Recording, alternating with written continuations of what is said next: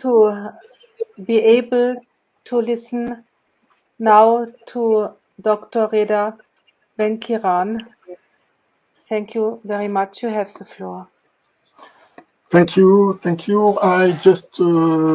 I'm happy to be with you and to share with you some observations and reflections based on my own work as a researcher, as a sociologist and anthropologist. I have worked on religions, on different aspects of religions, and my observations are mainly based on a research that I have made 5 or 6 years ago for the United Nations, for UNDP, and it was made in collaboration with the Center for Humanitarian Dialogue, the HD Center in Geneva. I was the scientific director of a research which aimed to understand drivers and sins of the Sahel. And as you know, in this region, violent extremism is often, existing, but in the name of religion or inspired by religion. So it was on this. We had the opportunity to do a survey, a field survey of an unprecedented scale in 8 countries of the Sahel. And the idea was to do a perception study, to go in the regions where people are directly confronted or affected by violent extremism, by insecurity, by jihadist groups, and we wanted to know how they perceive all these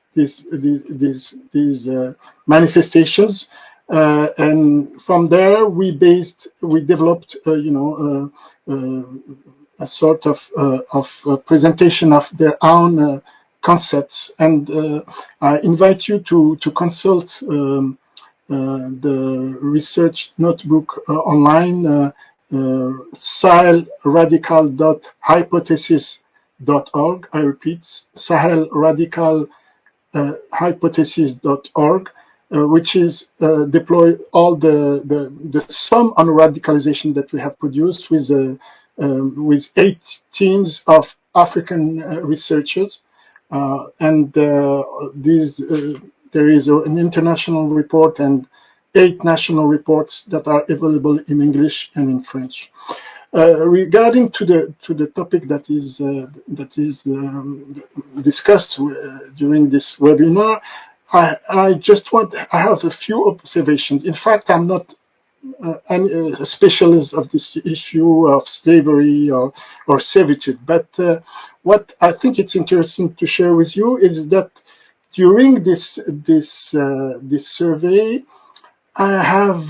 we have identified that slavery and servitude might be the hidden variables of the current radicalization. So I need to explain a little bit what I mean by that. Is that if we look at the Sahel in terms of historical process, we see that this region has a profound state tradition. There have been empires, states, or different kind of states, even religious states in the 19th century, and a variety. There were a variety of political institutions, and these have also included trading states, warrior states, and others, which have practices the capture of slaves. I'm referring to the past, so to before even the colonization, the colonial period. And what I want to show is that in the past, over the course of history, the endemic insecurity of the Sahelian state has been linked in part to their inability to protect their citizens from enslavement. For instance, when clashes between ethnic groups were occurring, and or for instance, at other times, to the profit, they were able to make them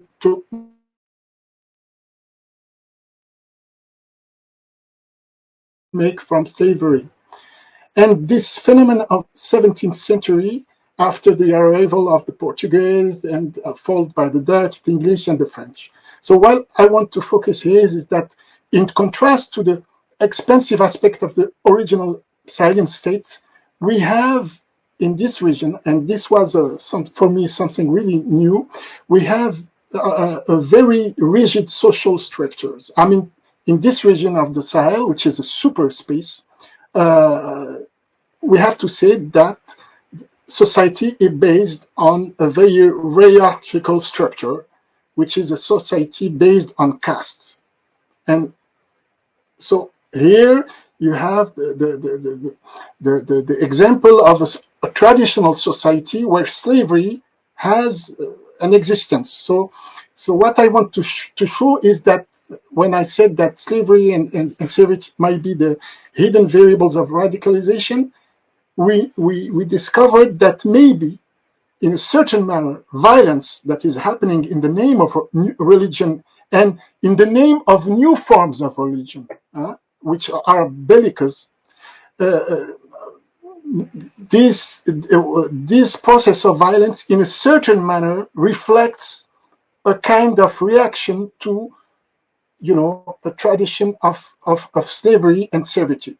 Because, for instance, we have noticed in the Chad, we did a survey in Chad, and the people who were responsible of this survey found out that, for instance, there are some groups that are known as Haddad. So those are from lower castes, and they are ostracized and compelled to marry only among themselves. And when nothing in terms of their physical appearance or their culture or their language distinguishes them from other social groups.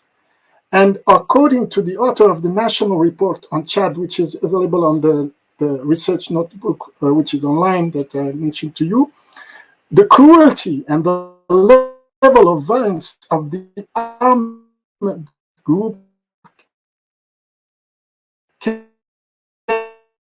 be explained in terms of revenge, again, which has dominated people seen as impure and of lower caste. So, for instance, if you take the example of Boko Haram, which is operating in almost 4 countries in the region, you will see that there is the people of lower caste or who are considered from as impure, have seen in the new forms of religion a way to promote their own status. And so what I want to focus here is that when we see these new forms of expressions, for instance, the political Islam or Salafi or even jihadist, if you see the effect in terms of violence, you may observe that these groups may threaten citizenship. But when you see on the other side how they promote a certain form of fraternity and equality, you will see that in a certain manner they also are accelerator of citizenship. So this ambivalence, this ambiguity, how religion can be used in a certain manner for violence, but also the fact that religion can be also new forms of religion can be a way to establish equality between people is something that is observed, for instance, in this Sahelian space. Let's take a concrete example of Mauritania. There is a caste structure in Mauritania, and the social order. Orders are arranged according to 4 broad categories. You have nobles, for instance. You have people of the sword, of pen. There are warriors or marabouts. You have free men and women, that are the archetype. They are mainly artisans, griots, or smiths in the Moor community, or woodworkers in the Black African communities, or weavers and shoemakers. You have dependents. This is the 3rd category. You have the Haratins, and they are dependent or dominated by more powerful groups. or tribes or clans. And you have the servants. So the result of this structure is relatively rigid social structure, a complex tangle of relationship and behavior, and very limited social mobility. Endogamy is the rule, exogamy is the exception. And even if you see the Mauritanian state has made an effort to banish, for instance, slavery in the beginning of the 80s, this perception of a traditional social structure is very, very important in terms of mindset. And what I want to say is that the new forms of religions that are taking place, and sometimes even using violence and extremism violence, we can explain their success partly because the youngsters see these groups as indifferent to the social origin. When you are a Hartani, when you are of the lower caste, you can be a very successful person in your life, in your business. You can be a scholar, a religious scholar, but according to the traditional structure, you will always be seen by the dominant mentality as someone different or someone of a lot. The important thing I want to say is the new movements that we see through that can be ranked, as manifestations of political Islam or Salafi or even jihadist. These groups do not establish a difference. If you are from the lower category, but you are a scholar, you can guide us. You can guide the prayer. You are not impure. These groups are based on a sort of horizontal structure, and this is a way, in a certain manner, they are accelerators of citizenship. What I want to say in these concrete examples, there are many descriptions in the different national reports, is that we must not be things in terms of binary things, but there is a lot of ambivalence. Violence can be also a way to reflect an injustice in terms of social structure. And you see, we have not yet finished with the debate on slavery. Even if there is a moral progress now, slavery is banished, is condemned. But we see, for instance, let's take the example of the United States of America. More than 100 years, 200 years after the end of slavery in certain states, we see the consequences of slavery, of slave trade, in expressions of current political movements such as social political movements such as Black Lives Matter.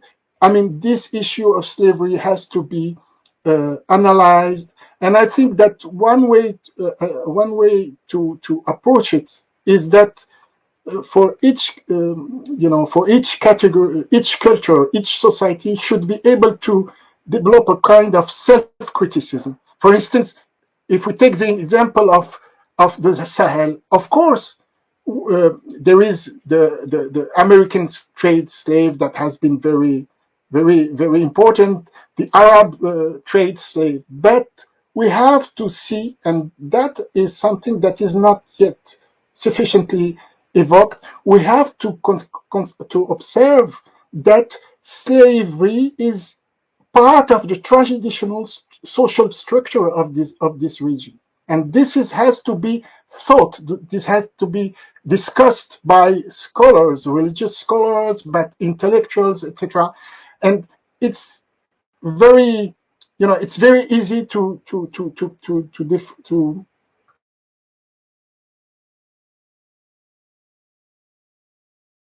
establish the responsibility of such treatment of humans to others, to people who are outside the community. But I think that a proper way to approach these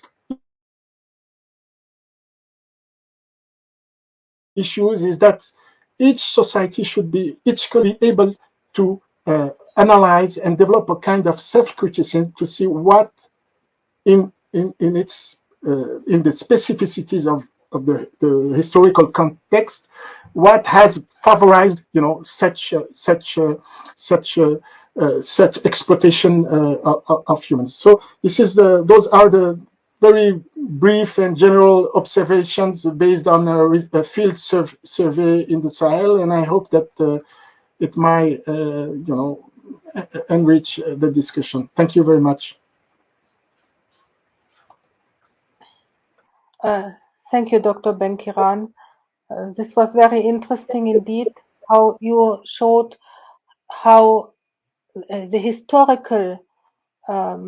history of a country has to be seen and studied, so that the religions there should overcome the violence and injustice that are found there, because there are obviously blind spots in all this complexity, and you showed it very well by presenting your research, your very interesting research, which can also, there's something to be downloaded in the handout, and also the link to the website you said is already put in the chat for the people who want to follow up. So thank you very much for that, Dr. Benkirane. For example, Reda, you see the question number 2, the Marcela Simonski Q&A. If you click in the Q&A, could you wait for sub-Saharan Africa? How much of the condemnation of slavery exists in the villages? Is there a majority of people who justifies it as a revenge or something they deserve?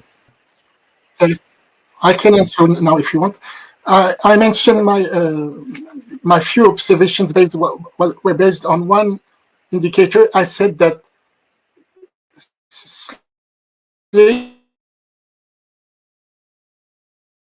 slavery and servitude might be the hidden. It's not explicit, exposed. Well, because we have to take in the 8 countries where we did the survey, the different indicators, demographic indicators. These regions are now subject to a very important demographic growth, with a very high level of fertility rate. Just to give you some examples, we have fertility rate ranging from 5 to 7, more than 7 in Niger. The percentage of the young people, the population under 15, oscillates between 40 to 50 and more than 50% of the population. The importance of the literacy rate of young people aged between 15 and 24, it's between 40 to 60 and 70%. So what in the region of the Sahel, it's a massive transformation, a demographic modernization. And when I say that slavery, servitude, those are remnants from the past. States, the official states have made an effort to banish slavery, etc. I mean, are fought, but the problem is that we still have a predominant traditional mentality, and this is something that is not explicit. And when I say that a modern civil society is based, on equality of citizens, but in this region, unfortunately, it can bring very important and positive things, but there are also archaism. And among these, these negative impacts, there is this question of slavery, this question of servitude. So it is not explicit, and it's part of, for instance, I mentioned the importance of the young generations, but in terms of symbolic predominance, it's the elder who is, still dominating traditional society. So this shows you some elements that may explicit the current radicalization. There are multiple factors that are playing a role, and I would say that the issue of servitude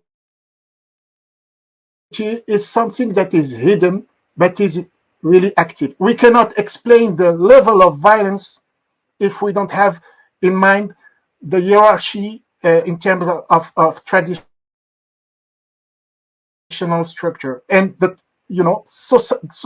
those societies are rapidly changing, and this creates this phase of violence. But I'm not very pessimistic in the long-term perspective. For me, this is that we have to see this what is happening today with the importance of violence, of radicalization, as something temporary. It's part of the the transformation from and this is my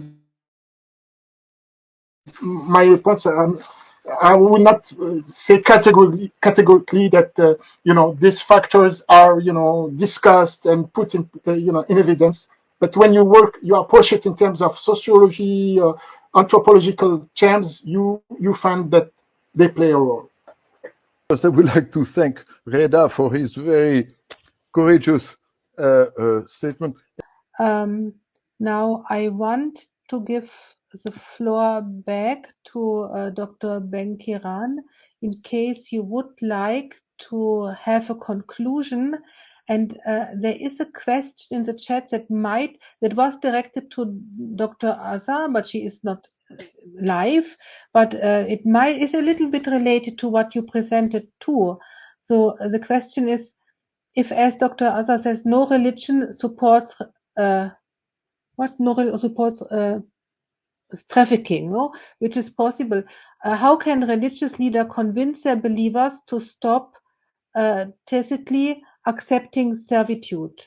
That is also, I heard it also in your presentation. I don't know if you want also to refer to this, but a main point I want to ask you for a conclusion. Yes.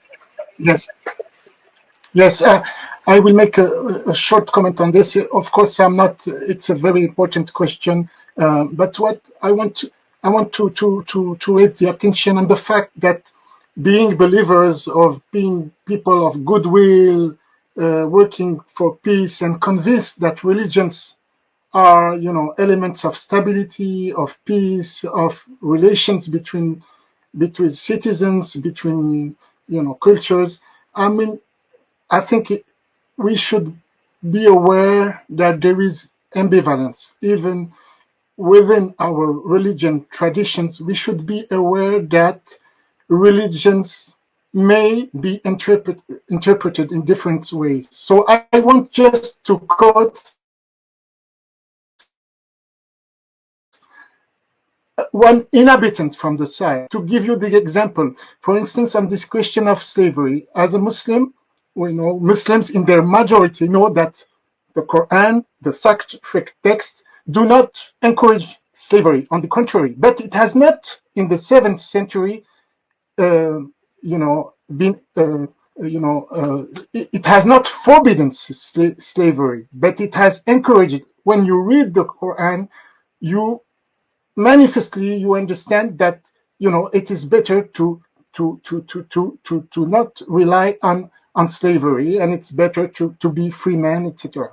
But I want to quote someone from Mauritania, an official at the hospital of Nema in Mauritania. This is his quotation: "You have to accept that in Mauritania there are communities that are outsiders because of slavery. Sure, it's true that slavery has been abolished in Mauritania, but it's in our religion. It's mentioned in the Quran. Mauritania is officially an Islamic republic, and whatever efforts the state makes to abolish slavery, there will still be elements of it in our religion because we practice Islam. There are other groups we look down on, like the blacksmiths. Everyone tries their best, but in a traditional old-style Mauritanian family, if they meet a blacksmith, they won't accept it. Myself, if I was a blacksmith and I came to you and you pushed me away, I wouldn't come anymore. There will come a moment when I will be radicalized. I'll turn in on myself and I'll do something to get back at you. The children of blacksmiths could become radicalized, and so they can do harm to those who have turned them away. End of quotation. What I want to show in this testimony is that religion can be deployed in any way desired. For instance, we people of goodwill, civilized, educated, we tend to think that religion outlaws slavery. But you can see that in the case of a Mauritanian, citizen, because it is mentioned in the Quran, it is not interpreted necessarily as something that should not be encouraged, but on the opposite, that it can be legitimized because it is mentioned in the Quran. So what I want to show here is that people, religious people and people that are active in faith-based group must do a work on the theological political level in order to not let religious texts be interpreted in a manipulative way or in a way that may encourage issues like slavery. So it is. I'm sorry to answer to the person who said that no religion supports human trafficking, etc. But we see in the past that Christians, that Muslims, etc., have used have practiced slave trade, exploitation of men, and they were fully convinced by their religious and spiritual ethics. So what I want to say is that we must go beyond this declaration of good intentions and be aware that religious texts can be interpreted in many ways. They are ambivalent, and it's important to produce new knowledge, new interpretations, in order to be in phase with the current challenges of our times. So it is not sufficient to seek to rely on our sacred text as theological asylum. No, we have to make clear what is progressive, what is encouraging, what should not be, what could be manipulated for bellicose purposes and things like that. This is my comment. Thank you very much, Dr. Benkirane. That was very, very deep and interesting. And although I like the idea also to always look on the religious texts with what impact do they have. And because we have, I think, inside of us, we have this the law of God, and we know that we have not to possess other people. So if we see the texts under this perspective of what we should know, and having the freedom what we know, then it's a heavy work, needs a lot of education and needs a lot of religious leaders speaking on it. So thank you very much for explaining this to us.